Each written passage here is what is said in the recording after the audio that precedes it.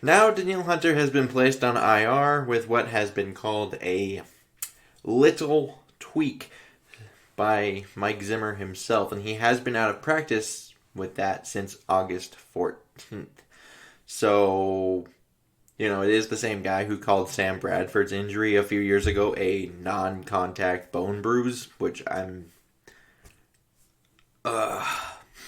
But it's just that being said, it probably wasn't that big of a shock if you call it like, this is probably something bigger than that.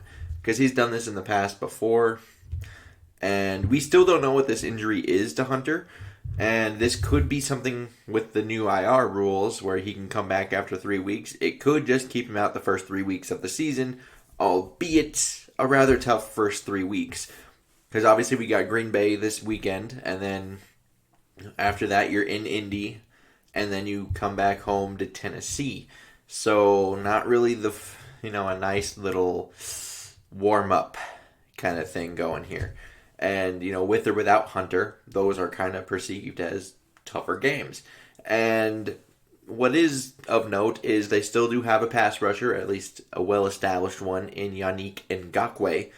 And, prior to that trade, it looked like Ifadi was poised to have a breakout season on the opposite side of Danielle Hunter.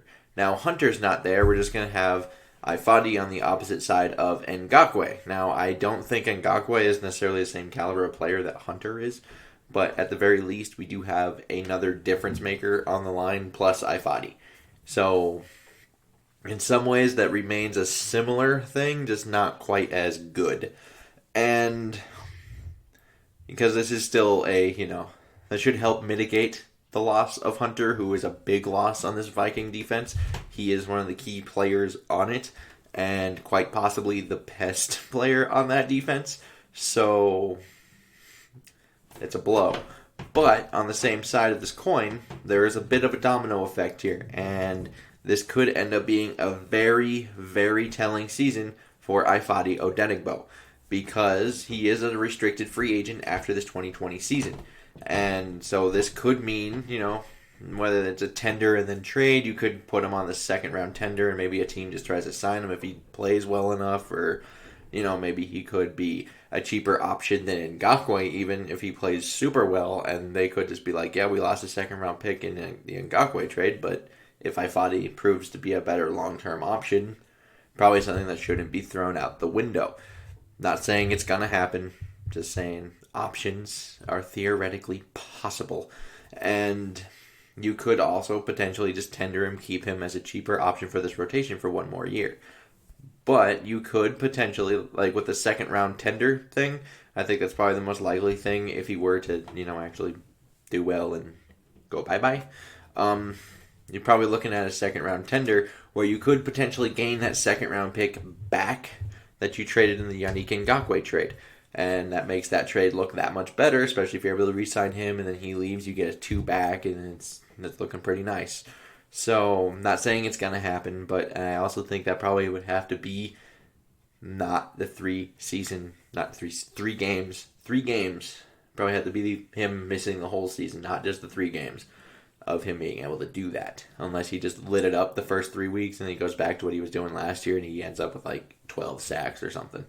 But just as long as Hunter is out of the lineup, we get a closer look at what Ifadi Odenigbo's market's actually going to be and whether or not we can kind of play off of this, or if this is a player that we shouldn't really, that's like, he had one good season, maybe it's only one good season, who knows, but I had faith in him before Yannick Ngakoue, and I still have faith in him and to do well, so we shall see, but I'm really hoping that, Hunter's only going to miss 3 games, just because as much as I like Odenigbo, he is not Danielle Hunter.